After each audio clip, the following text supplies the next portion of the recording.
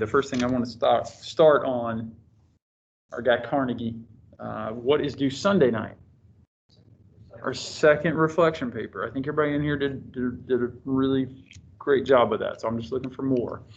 Does anyone have any reflections already, like some big things that stick out about part 2? Now, part 2, in my book at least, I told you each book is slightly different. But part 2 is the ways to make people like you.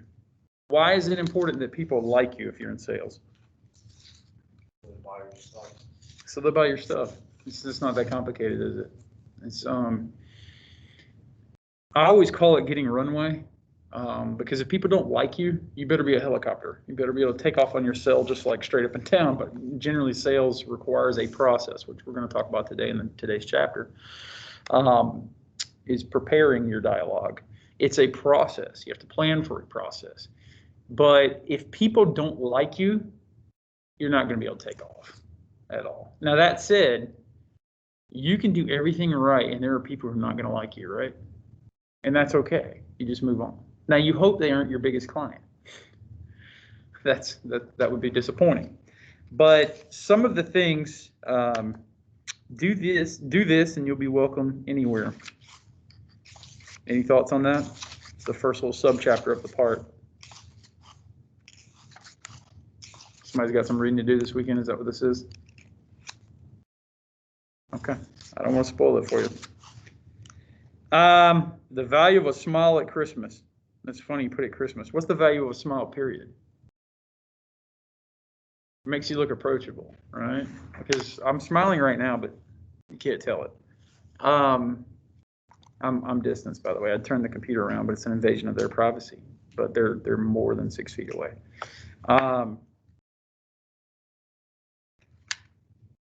If you don't do this, you're headed for trouble. Any ideas what that might be?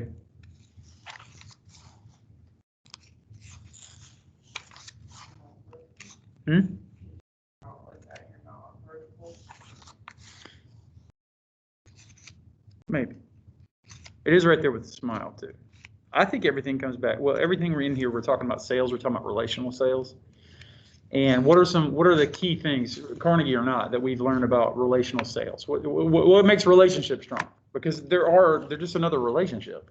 There's some give and take. There's give and take in every relationship. What was the ideal things you do in a positive relationship that adds value to your life?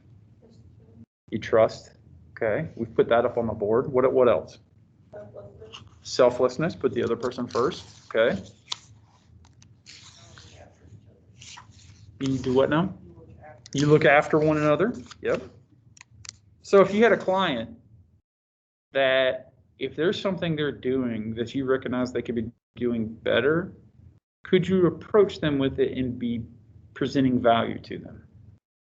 Now, how do you approach them with that? Do you walk up and say, well, you could be doing this better? So that puts shields up, right?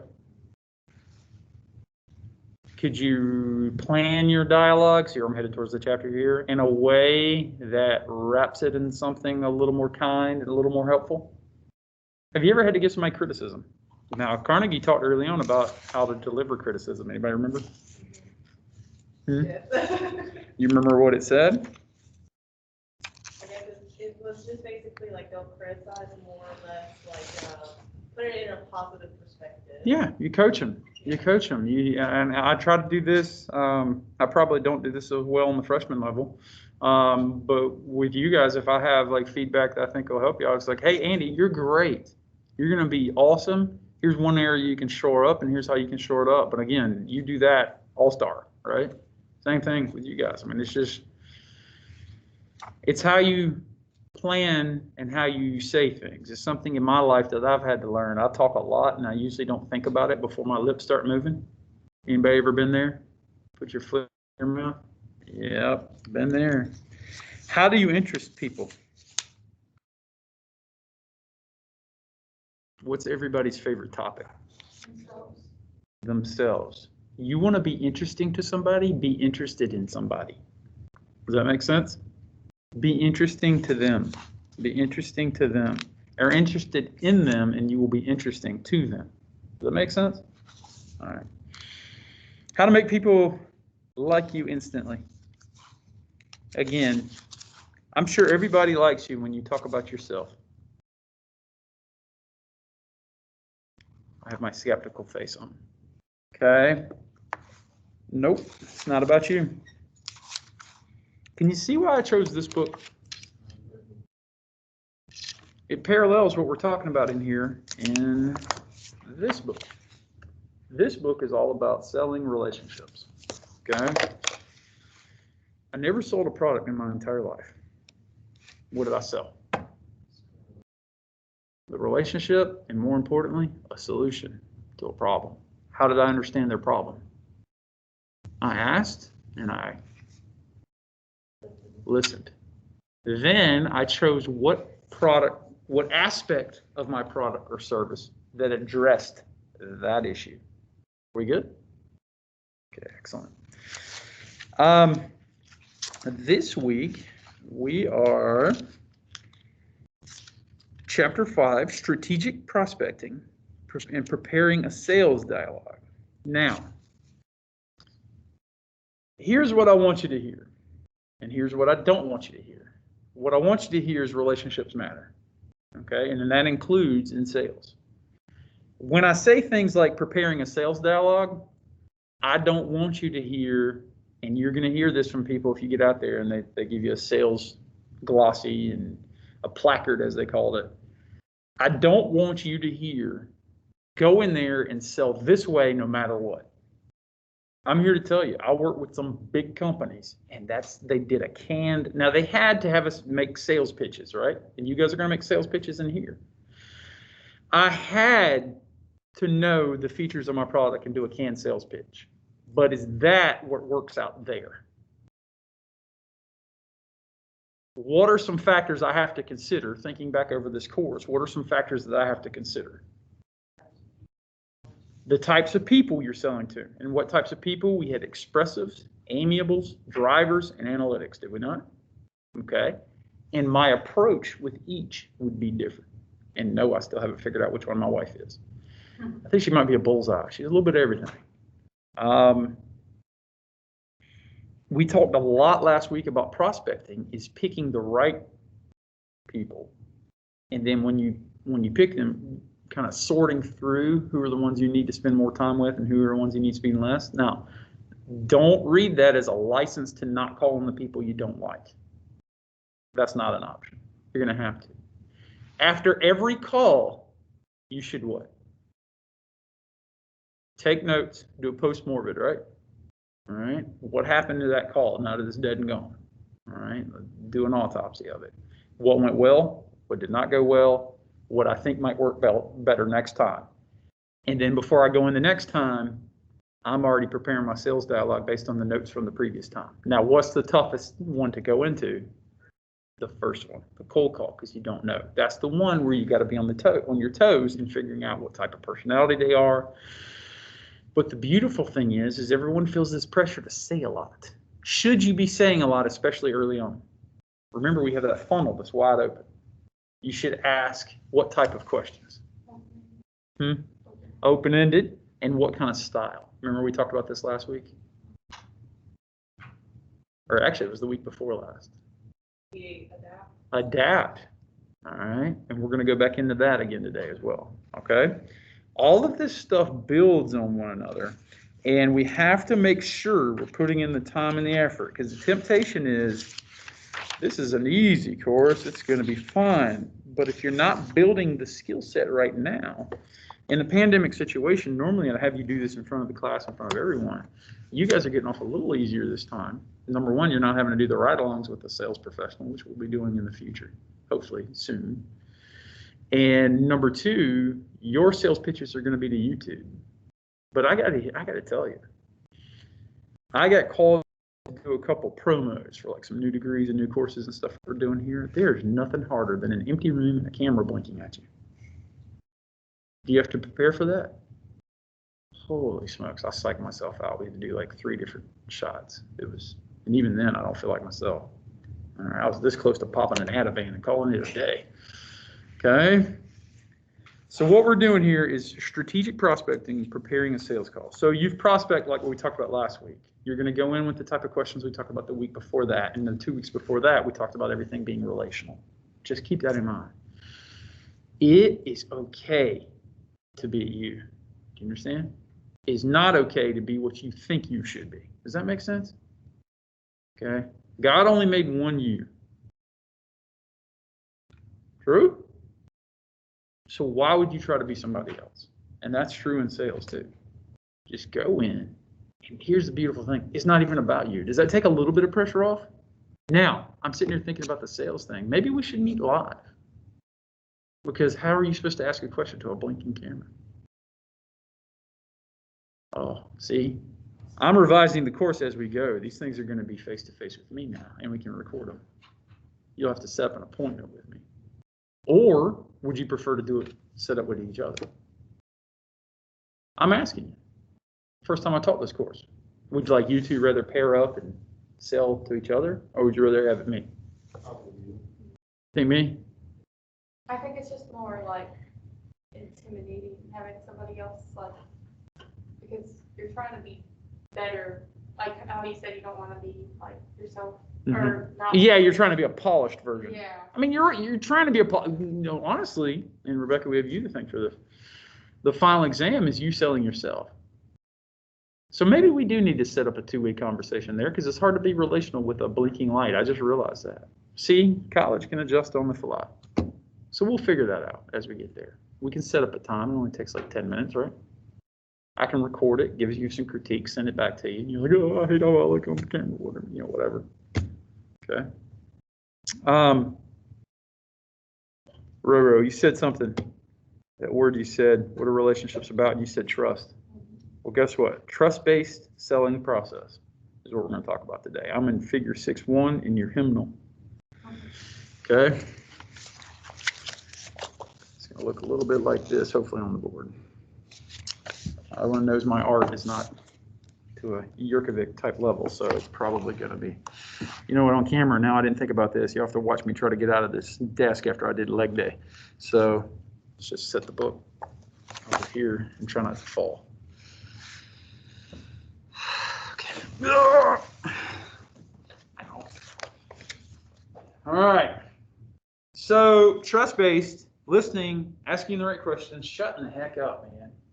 Shutting the heck up. That's the problem. The people who typically gravitate towards sales are not great at doing the easiest thing. Shut the heck up. Sometimes the hardest choice is the easiest one.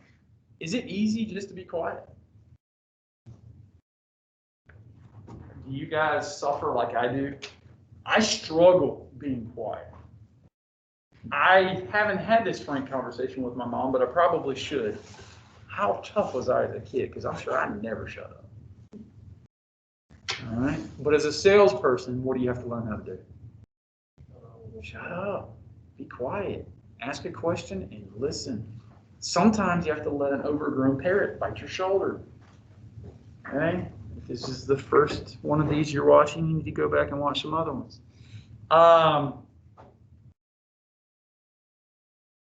It's easy to get excited about your product or service, especially if it's your product or service. Okay?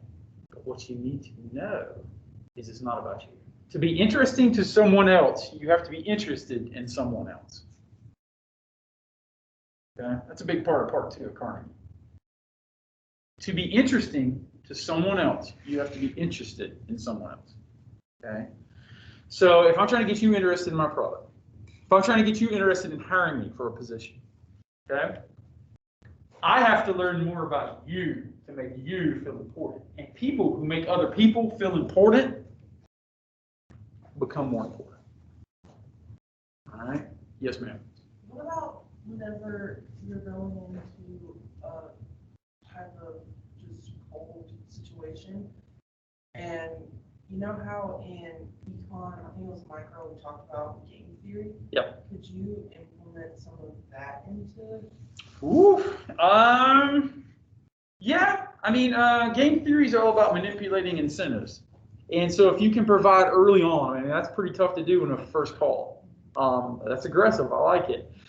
but you have to provide a circumstance where incentives matter. So if you're going to call in on like an office manager and her biggest gripe is her accounting software, and you happen to have an array of services that include accounting software, your best bet may be to go in and say, what if we could, improve your accounting software for you and you wouldn't have to worry about this headache X, Y, and Z. Now, to know what headache X, Y, and Z is, you got to ask the open-ended questions and shut up, right? I hate saying shut up. I tell my kids not to say shut up. I shouldn't say it to yell. You have to ask the questions and be quiet and let them answer. Now, the problem is with the cold calls, they might be the most jerkiest driver or analytical person you've ever met, and you don't know how to crack that. I mean, it's just, it's going to happen. Some people just, you're either going to catch them on the wrong day or they're just the wrong type of person and you're not going to be able to sell to them. Is that okay? That's okay. What's not okay is going back to your car and writing your letter of resignation and going home and quitting.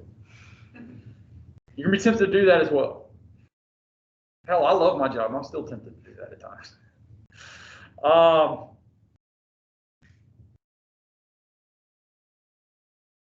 guess the easiest thing, sometimes right now I'm going to push back on you here, is to quit. What's the hardest thing? No, he's right. He's still right. What's the hardest thing? That if it absolutely just goes sideways and not your favor, the hardest thing is to get back up and do it again. You understand that? Okay. Even with that same client. Now, if they call the cops on you or something, you probably shouldn't go back there. But if they're just jerky that day, maybe they're just a jerk. Now, if you make a second visit and they're just jerky, okay, start looking for new prospects. Okay? Because time is valuable. You can make a sale. You can lose a sale. You can make another sale. You can't get the next 5 minutes back. All right, I taught you enough economics to know that. Yeah.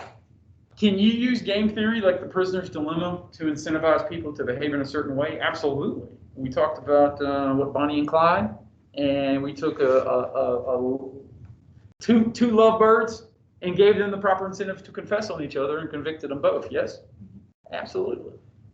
Absolutely. If you think about it, everything does boil down to incentives. We talked about in our previous lecture, the guy with the fertilizer bag problem. I said, you'll never have to worry about that again. Did I give him incentive to deal with me? Yep. Yep. And then we built trust over time. Okay. You have to be careful because you get accused of being manipulative. You certainly can be.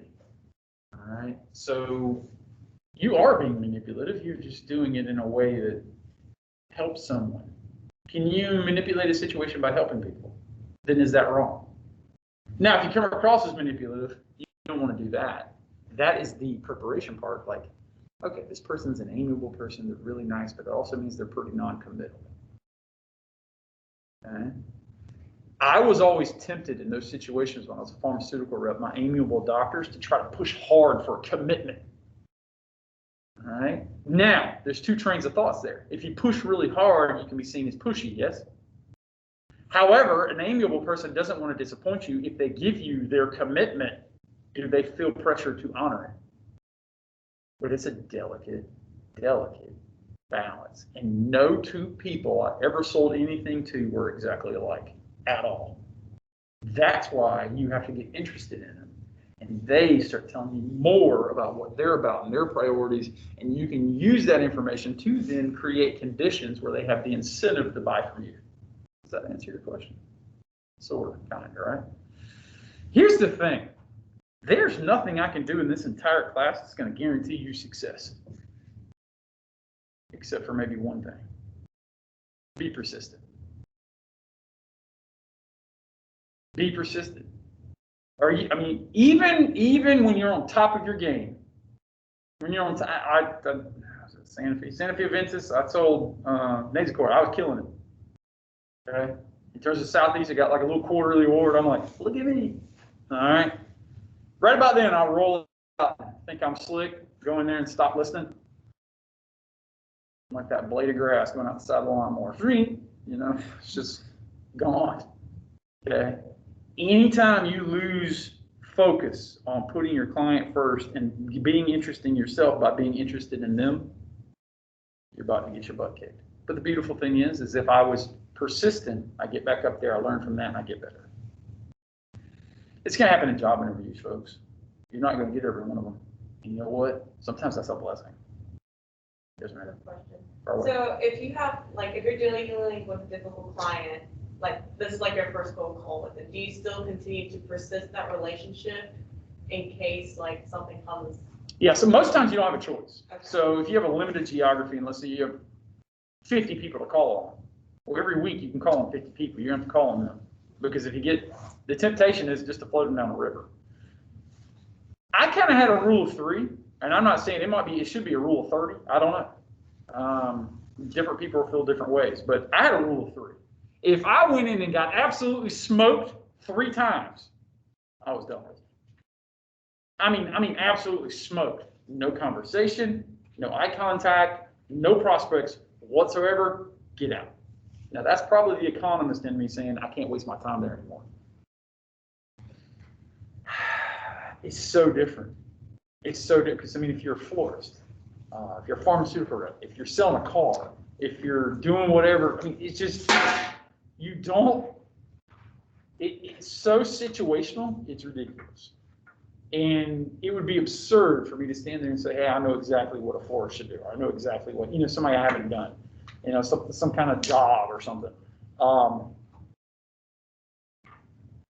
I've probably been around home health, hospice, medical sales long enough to have a gut feeling, like I'm never selling that person, ever, okay? I've been around academia long enough, one of the views that I look at in terms of being an effective professor is actually selling you guys on the concepts. You ever notice that? Sometimes I really want to sell you. All right. Now I have a captive audience. You guys have paid me to talk nonstop for 50 and 75 minutes at a time. Is that the case when you step outside this campus and go sell somebody something? Your dream sales call is where you said 22 words, but it lasted an hour. If you can say 22 words and it lasts an hour, what'd you get? You got them talking. And when you get them talking, what'd you really get? The opportunity to listen. And if they're talking that much, they're giving up the farm, man. They're giving you everything they're obviously frustrated, which means if you're frustrated, you're motivated, are you not? And if you're frustrated and you're motivated and you're giving up all this information, is that like candy land for you as a salesperson? You bet, man. You bet. You bet. Now, on those 3 people, 3 times I try to call on that person. First time, just like a sales, cold call. I go in there and I'm probably not getting past the gatekeeper. I'm just kind of putting my business card in there. Second time, I'm trying to get to talk to the key decision maker. Third time, my big at bat might be a lunch or something. Like I bring them food. And if none of that works, move on. In my opinion. I might be wrong. It might be some kind of, we talk about a lot of examples in here. We talk about pharmaceuticals, we talk about home health, we talk about hospice, we talk about selling nails one time, fertilizer, all that. It's going to be different for everyone. Now, insanity is trying the same things over and over and over and trying to get different results, correct? Okay. At some point, somebody's just not going to be selling, and you got to move on. Okay. Know when to say when. I can't say that for you. All right. Funny thing is I have ride-alongs, and my boss would come with me. I'm thinking about pharmaceuticals here, and they want you to sell a certain way, and it always drove me bananas. I hate when I had a ride-along because I had to spend all day Tuesday, let's say, riding around with them, and then all day Wednesday going back to exactly where we were and apologizing. Who knows best how to treat the client? The one who's been in touch with the client. So respectfully tell your superior, thank you for the input. I'm going to try to do the best I can. However, this is Dr. So-and-so, and they hate it when we do this. Could you stay in the car for this one? That's okay, too. That actually, if I was your boss, and we were riding around selling pharmaceuticals, and you told me about that, peace out. You're not. Are you there to help or hurt? Help. You're trying to help the client, and your superior should be trying to help you. If they're sitting there saying, "Nah, let me," they're pulling a Michael Scott. All right, I was working in the office last night. Let me show you how it's done. And they go in there and somebody they've never seen and just completely blow it. That's more of an Andy Bernard. Anybody Office fans at all? No. I watch it to go to sleep. I watch it to go to sleep. Every night, Comedy Central, right? Did the same thing last night. It's the one where Stanley has a heart attack and smoke. Yeah, that was funny, Yeah. right?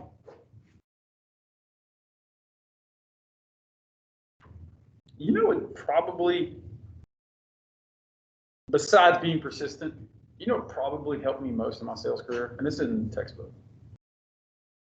The people I work with. Both, some of my bosses, not all of them, but the people who were to my left and right that we were both selling, that I could call up and say, hey, tell me about Dr. So-and-so. They're not gonna like you. Why? You're male. Can I do anything about that? Was that valuable information? Okay. Tell me about Dr. So-and-so. They're gonna like you. Why? You're male. The importance of team there, okay? This person's not gonna like you. Why? You went to Clemson. It's out there, dude. But they're not gonna like you. You're like, why? They got beat up by a baseball player one time. Is that your fault? Is that valuable information? Correct. That's what the importance of a team is. Okay? We had it all. We had a good team. And I think about my crew over at GSK and my people back at Santa Fe Aventus, man, West Side, all right? It's funny, I've been West Side my whole life. Like, I lived in West Ashley.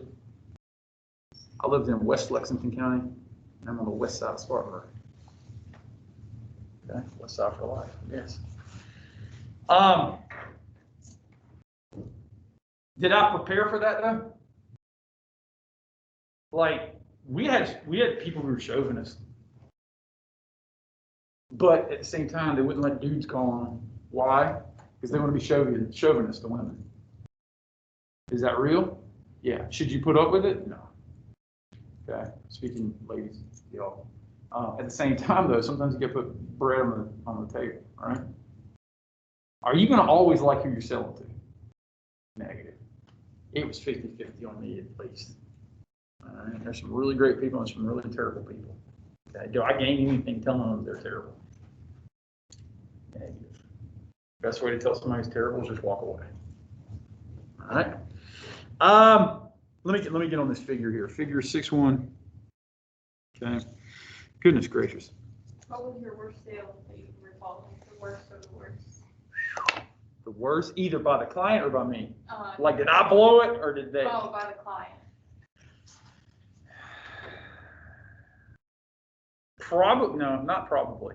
Definitely the store I called on in South Georgia, not one I've mentioned, because I wouldn't mention this person by name at all, who at the end of my sale invited me to a Ku Klux Klan rally. That sucked.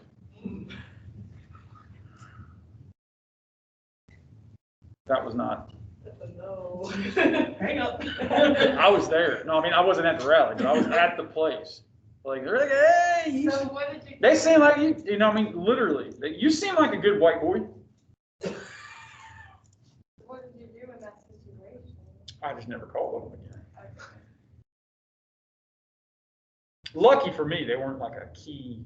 It was kind of an expansion type deal. Like, hey, it'd be nice to have. Like, I've got like a regular, and I got like, you know, it was a random Monday afternoon where I was. Near Statesboro, Georgia. That's all the details I'm giving you. And yeah, I got invited to a KKK. I call it rally, meeting, whatever. What were you? I'm blessed to know I don't know enough about a KKK gathering to know what to call it, but I pictured her brother, where art thou, you know? Yeah, but yeah, I never went back there. What were you selling? It was in Pennington, Tennessee. I was selling lawn garden agricultural products. Probably there, I was thinking, I never got to this stage, I was thinking I was going to sell some deer mix. It's like seeds, mix of seeds that you can plant a plot in a hunting area that'll grow up and make Bambi come over there and eat it so you can shoot it. Yeah, I never went back there. That was the worst encounter I ever had as a salesperson. And the funny thing is, everybody thinks, well, you think your worst would be for somebody screaming at you or something like that. I've had that, but up until that point, I mean, I had seen things growing up in the South, but up until that point, I'd never seen it to like a movie level, if you know what I mean, like a N-word and, you know, type thing. And No, I was out of there. That was awful. I've been cussed out before. You know, I mean, you're dealing with warehouses, you're dealing with crap that's going to show up. And one time we sent some ryegrass to, what was that? Somewhere. I can't remember. Anyway, and there was like a dead rat in between 2 bags. It was a Lowe's. And so a customer picked up a bag of ryegrass and there was a big dead rat. She went nuts. And did I stick that rat there? A warehouse full of seed is like a mouse heaven. You understand? Big dead rat in the middle of it. A little overreaction. I got chewed out there. You know, like I'm supposed to personally inspect every bag, but who's the face of it? That's the only person they know. Had to take pounding. All right. Where I most stepped in it. So from the other end, had to be that interview with Dow AgriScience, where that one guy where I went in there and talked about how good of a salesman I was. God, I need this class. I needed Carnegie. All right. I thought I could make that guy like me because through talking. What should I have done? I started babbling on about that pencil. I said, you know, hey, sell me this pencil if you're so good. And I started babbling on. What's the first thing I should have done? Asked an open-ended question and be quiet. He would have given me a ticket in, right? He would have given me the avenue to take. What did I do? I stayed and sprayed, man. Just stood there like a sprinkler, hoping I was going to hit something. It's not the way to go, man. Ask a question. First thing I should have done, if I could rewind it and go back, I'd say, hey, what are you looking for in a pencil? It's about as open-ended as it gets, right? And then let him go. Now, he could have been a jerk and said nothing. You know, honestly, if this were me now, first of all, I wouldn't want that job. Second of all, if it were me now and I would have said, hey, what do you want for a pencil? And he goes, I don't want one. I would say, thank you for your time. I'm going to move on to the next one. That's the right answer. If he would have said, you know, I'm really looking for a pencil that's durable. You know, I have a lot of stress in my life that I can't, you know, deal with and all this stuff. And I said, you know what? These pencils are really inexpensive. They're very durable. You can bend them. And you know what? If you're too stressed, break it over my knee. And so like stress reliever too. I actually played that over my head how I would redo that. That's a healthy exercise. So if you're out there somewhere, number one, you were a little too mean for a first interview at 8 o'clock in the morning. That's on you, bud. Okay? Everybody else made me feel welcome. But at the same time, you did me a favor because that wasn't the job for me. All right? But you do a postmortem. You think about your notes and how you could have done better. What's the good news about getting a job interview? You can potentially get a job. Are you guaranteed you're going to get it? No. Sometimes I take interviews just to get better at interviewing. Does that make any sense?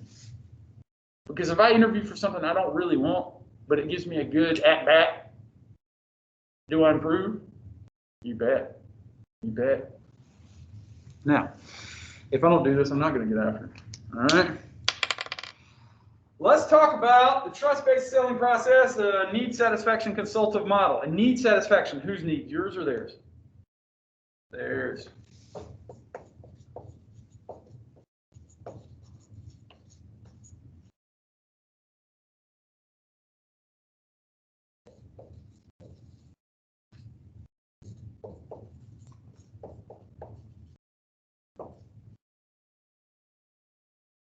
All right.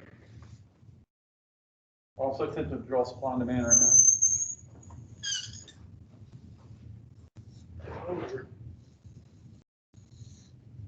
A little wonky, but it'll have to work. So when you go in and talk to these folks, there's a few things you're trying to do. You're trying to get them to participate, right? To take part, to participate. How are we going to start out? Well, the process starts with info gathering. 2 weeks ago, we talked about info gathering. What was it? Adapt, right? All right. What was A? Assessment. You're trying to assess if you're in the right joint, right? Okay. Problem is with that one that was horrible in Marion, I spent a lot of time there that day, and I found out they were really deplorable human beings. I had to make a Jonathan Inc.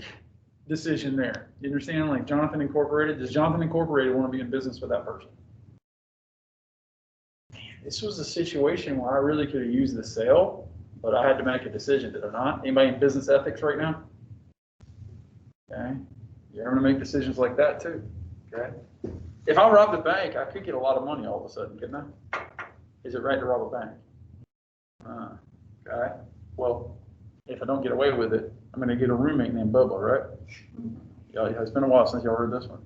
All right, get a roommate named Bubba down in the county jail. Bubba's going to have an itch he wants me to scratch. You understand? People respond to incentives. I'm not going to rob a bank. D, discovery, right? Discover what's going on there. All right. A, activate. This is where we start to get them to see your product as a solution. Project how that solution can work for them. All right. And then you transition to what? Yes, you do. That is correct. So you're gathering info, you're listening here, right? Open-ended questions. And then being quiet and listening. All right.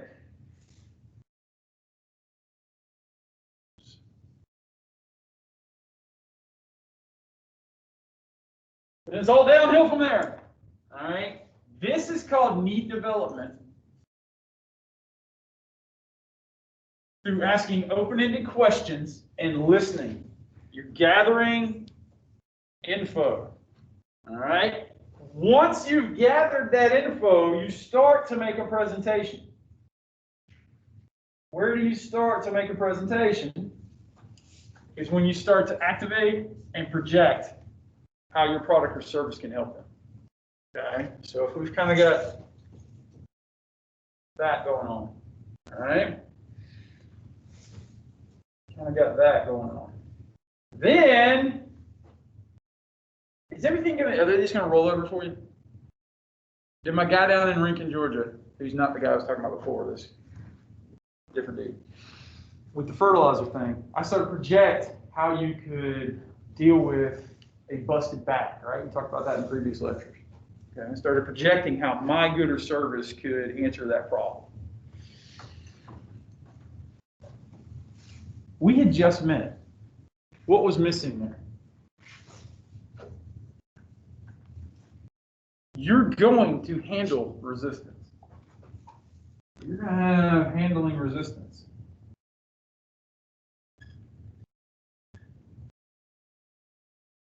Sorry, I'm right on the crack of this board here, so it's hard to write resistance. All right. You're going to have to come straight out of this and handle some resistance, and you're transitioning to down here. Selling. Now, out of assessment, out of discovery, you're activating them and projecting how you can solve a problem. All you're doing, you did need development here. You're doing need awareness.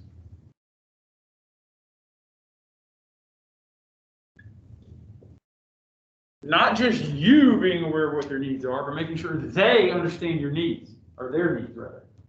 Okay. So we talked about before, like if when I was a salesman at Pennington, I went from business to business, hardware store to hardware store, feed and seed to feed and seed. I saw some things across the average that really worked and some stuff that didn't work, did not bring value to people if they were newer to the business, trying to do stuff that wasn't going to work, when I can just say, hey man, I know you're in Brunswick, Georgia, but this guy from Walterboro, South Carolina is doing this. What do you think about doing it that way? Oh crap, that's a great idea, thank you. What do they do? Your family knows this. Your mama's tied to that store, is she not? She lives and breathes it. I mean, not the bills, but. Does she have time to go out and see 50 other hardware stores? Guess who does?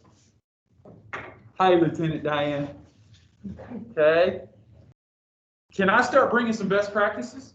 Now all of a sudden, I'm selling you a hell of a lot more than fertilizer, am I not? Okay. Having an awareness of their needs, and then your awareness of other people, how they've addressed it, you become an asset, and that builds what? Trust. Okay.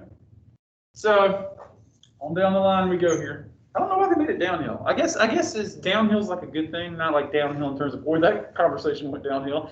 It's downhill in terms of that got easier. Yes, ma'am. So, going back to, this is what I've had a hard time with. Okay. So in preference of my family's business, we get our stuff through a company which requires us by contract, which I cannot buy things from other people and primarily be there. Like, It's great if you can create a monopoly, isn't the it? merchandise. Yeah. No, like, we have a good relationship with the company we buy things from, but like, my mom and my brother typically reject salespeople whenever they come in because one, they don't have time, and two, they don't have money. And so, what do you do in that situation? If you're the salesperson, you mean? Better understand why they don't have time. Better understand why they don't have money. I bet you got time for lunch, don't you? I mean, they don't know, so. What if I showed up with like a bunch of sub sandwiches? Would you give me 10 minutes? Did I just create time? Did I just save you money? It allows me to get in there and assess your need development, your need awareness. I can guarantee you, which hardware store is it affiliated with? Orville. Orville? That's the company we buy from, Orville. Okay, so that's like fertilizer and all that type of stuff. Yeah. See, a monopoly is great if you can create it. You can make a ton of money by creating or destroying monopolies. My objective as Pennington Seed going up in there is to destroy that monopoly. Or we'll bring y'all luncheon. He's not bringing y'all any luncheons. Or come on, Orville. You didn't bring no popcorn? I mean, sometimes the sales rep's wife brings us cakes.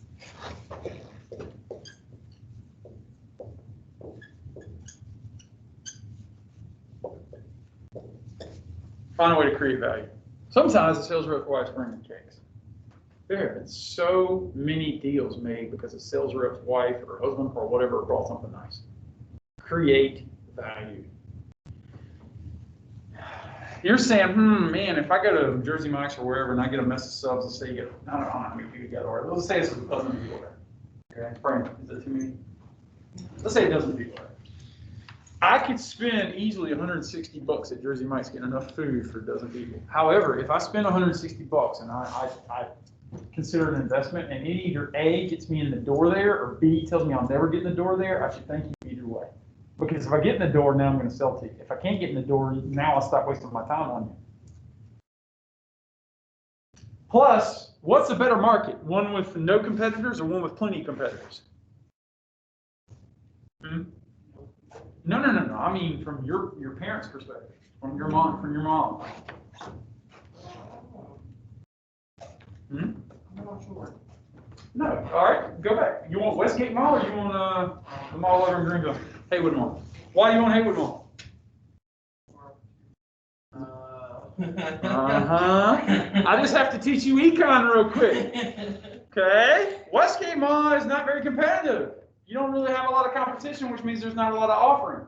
If you're buying from one supplier, there's not a lot of competition on price, and not a lot of offering. What if all of a sudden if you were buying ryegrass, which everybody's buying right now to make their yards look better than they should before they should in the middle of the winter, right? You just want to, in your current situation with Orville, you're just taking that price. You call them up, how much is it? Thank you, head down, I'll buy it. No. You call Orville, I got a wife who bakes, okay? You call me, and I compare, it's like, oh, what are you paying now? I'll beat that. Did you just lower your price and increase your profits? Competition is a good thing. Why are they so busy? Might be something operational that we could address and make it a little easier to take a vacation every now and then. And certainly if you can make more money by not overspending with Orville on ryegrass. 3 minutes later, I gave you a sub sandwich and you're buying ryegrass from me. I guarantee you're not contractually obligated to buy everything. But if I go in there and spend $160 and realize you're never going to buy from me, I thank you for your time and I move on to his store.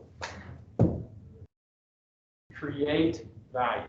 Create understanding. So create value and understanding. You know what? If this was a normal class, we'd all just have a field trip next week and go to y'all's business. I'd love to have that conversation. You got to make time to create value. You know, you can convince your family on this, or your mom, or you can convince them. It's like, I know you're busy, but which mall would you rather go to? The one that's offering more. How are we doing on time? We got, is it time? All right, let me just fill this out real quick. I create development, awareness, the need fulfillment. Okay? I find out what you're paying for that product, and I cut it, and then you make more money. I don't care what anything says, you want to make more money. That's just rational. How do you sell? As you're building awareness, you sell a feature. Do you sell every feature? No, you stopped and listened. You realize what might speak to you is different than what you speak to you, different than what speaks to your mom, speaks to whatever. I might sell a piece of pottery 8 different ways. You understand? I sell a particular feature that meets your needs. All right? I explain my advantage. Then I lead you to the benefits, hopefully. If nothing else, a sub sandwich, right? And then I let the customer talk. And when I close, always be closing, right? When I close a deal, what do I need to do? I need to thank you and then get the hell out of there. Can you undo a sale by talking past the close? Is it efficient to get a close and then hang out for an hour? No, an hour later I could have 2 sales. Volume, persistence, listening, ask open-ended questions, find out what their needs are, weave in how your product or service can fit those needs and solve those needs and help them solve problems, make their life better than you're selling. But you have to ask questions to be able to understand which feature to sell, how to explain the advantage, lead to your benefits, and by God, let them talk. How many pallets do you need? Hopefully they don't have rats in between them. Good?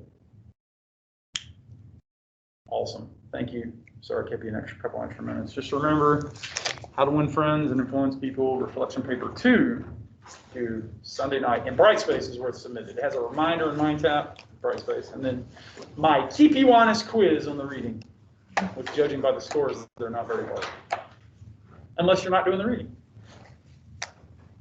Awesome class. Be good. Dayton, don't take it personally if they won't buy from you because you're a baseball player. You can help that. Sometimes they'll buy from you because you are. Yep. Let me sign off here online. That was fun. I'm sorry you couldn't see create value and understanding. That's all that was. Be good.